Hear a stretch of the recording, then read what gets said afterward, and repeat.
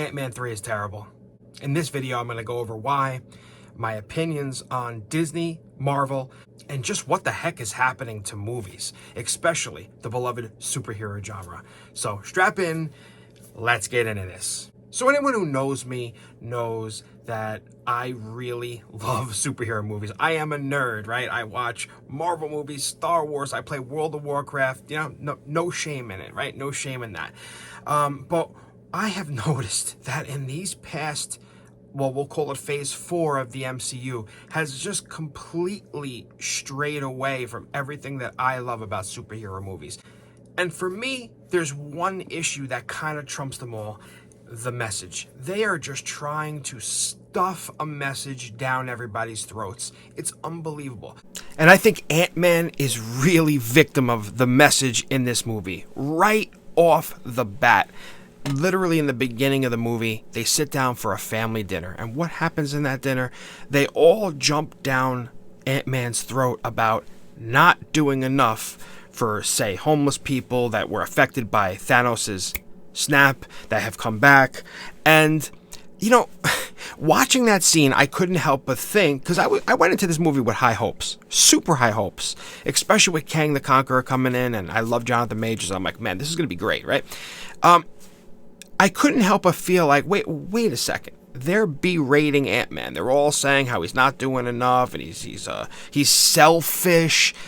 And I thought to myself, well, isn't this the guy who just saved not just the world, but the universe?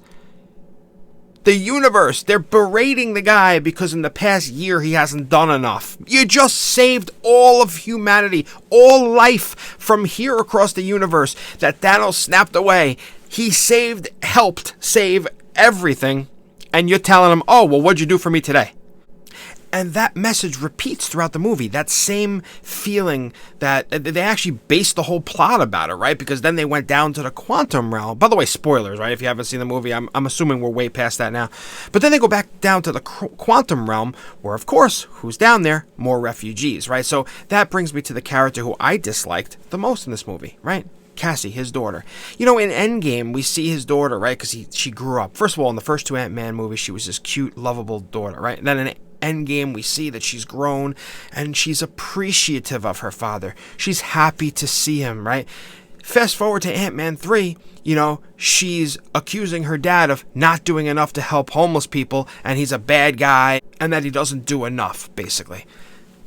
Your dad just saved the universe along with the other Avengers. Can the guy get a break? This is how the movie started, where it just blew my mind. Right off the bat, it took me out of it. I don't know about you guys, but right off the bat, Ant-Man was one of my favorite characters. It took me right out of the movie seeing them kind of gang up on him, especially his daughter. She went from a lovable little cute girl and an appreciative older woman in Endgame to an insufferable social justice warrior in this movie. I just didn't think that was necessary personally. All right, I personally think that's trash, and it takes me out of the plot. Another thing I didn't like about the movie, that it didn't feel like a sequel to Ant-Man. It felt like a sequel to Loki. But see, that's one of those things that I accept, right? I accept with the MCU that it's all a bigger, broader universe. And I'm fine with stuff like that. But this one, it was really glaring. Bringing up Kang, I think he was the best part of the movie. But here's the problem. You have the best part of the movie. You have a great actor. You have a great villain, right? Who loses? He loses. He loses every time we've seen Kang. He has lost. He gets killed in Loki, and now we see him now in Ant-Man, which I was really hoping there would be some dramatic stakes. That's another problem. There's no stakes. There's never a time when you think somebody's going to die or go, right? Except for characters that we don't care about. So here we have Kang. I was hoping he would kill off maybe Hank Pym or Janet or Ant-Man or somebody to give us some gravity. But that's not the case at all. It's him. Kang loses. Now, whether he's alive or not after getting sucked down into that thing, whatever. The bottom line is he lost. Does he really feel like a big bad? Did Thanos get beaten multiple times before we saw him? No. No, he didn't. And when we saw him in this in Infinity War, he just was a wrecking ball. He was the best villain since Darth Vader, in my opinion, right? Having Kang lose was just so bad. Of course, or even if he gets sucked down and then Ant-Man is stuck in the quantum realm again. Nope, but here comes Hope Van Dyne. Miraculously, a portal opens and they're able to get out. It just... trash. Honestly, trash. Horrible writing. No stakes. And they, in my opinion, ruined a great villain. He's lost. I don't feel a threat from Kang at all. He's lost every time we faced him. But how did he also lose in this movie? So this is the one that gets me the most. So they all fall into the quantum realm in the beginning of the movie. The family, Hank Pym, the Pyms, right? Ant-Man. But you also see ants fall in with them too, right? This colony of ants that he has, right? Of course, right when it looks like Kang is unbeatable, who comes to the rescue? This army of ants. And I think this got me the most. The ants overrun Kang, at least for the moment, and usher him out. They go in his shield, right? And then the worst villain in history, MODOK, I'm not even going to go into that. That's a whole nother video I could do on that. Comes in and boom, Kang gets like pushed back by all the ants into a hallway and he's gone. Okay. What gets me the most is Hank Pym's line. You know, they say, where'd they come from? Oh, well, somehow, miraculously, the ants lived 1,000 years in the time falling down that they didn't. They fell down to the quantum realm. The ants fell and lived 1,000 years during that fall. Okay, fine, whatever. Marvel movies, crazy things happen, fine. But it's this one single line he says. He says to Scott, and I don't want to use or he says, the term socialism seems to be a charged word, but it really, and then they interrupt him. So but the point of that was that the ants lived 1,000 years during socialism and became super almighty and powerful, basically. That's what it's saying. It's basically saying socialism is the best thing ever, and look, it could even take down the biggest bad guy. What? Was that necessary to throw in this movie? Was it necessary to throw a big thumbs up to socialism? What is going on with these writers at these places? What are they writing? Listen, make movies and stay politically neutral. I don't want to hear about how great capitalism is or socialism. Just write a movie that's decent and don't stuff either agenda down our throat. Come on now. It's just unbelievable. And how about the horrible humor, right?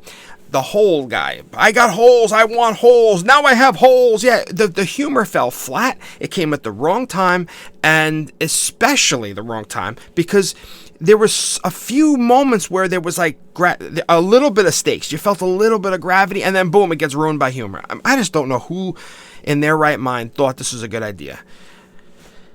I was going to read an article. There's an article here from Sportskeeda. 7 reasons why Ant-Man failed terribly. That my plan was to read from this, but you know what? I'm just riffing off the top here because, and I'm sure some of these are in here. Like, let's see, right? They say too much exposition, lackluster visual effects. I don't even go into that. Choppy editing and dull choreography. Yes, very choppy editing. Unimpressive visual effects. They throw in there subpar writing and forced out of place humor. Yes. And here's this one. Cassie is very annoying. Yeah, this is actually from a different article. This is from What Culture. Recently, it seems like Marvel Studios has been on a mission to ruin pretty much every once good character in their stories. Cassie Lang is the latest casualty.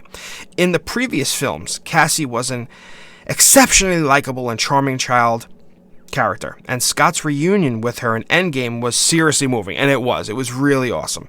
The likability is gone. In Quantumania, Cassie is a snarky and irritating teenager who does little more than complain and pick on her dad. It's damn near impossible to root for her at all. The film seems to serve as a launching pad for the character as a superhero, but her growth throughout the film is clumsy written, and the big speech she gives during the third act to rally all the residents against Kang is uninspiring. Catherine Newton is absolutely solid in the part, but she didn't get good writing she deserved and frankly was wasted. I mean, that's like a nicer way of saying what I was saying. Anyway, guys, woke kills everything. And I feel that this is woke message put in Ant-Man, and just like every other movie, it just tears it down. It used to be subtle. Now the woke message is right in your face. And, you know, it sucks. I won't invest in Disney. I refuse to invest in Disney, even though I've made videos in the past about AMC and being excited about movies that were coming out, and everyone fell flat. This woke message is way too overpowering. So let me know what you guys think. Did you like Ant-Man? Did you hate Ant-Man? Let me know in the comments below. We're getting into culture. I talked about the fact that we're going to do this on the channel, and here we are doing it now. I hope you appreciate everything. I'll catch you in the next one.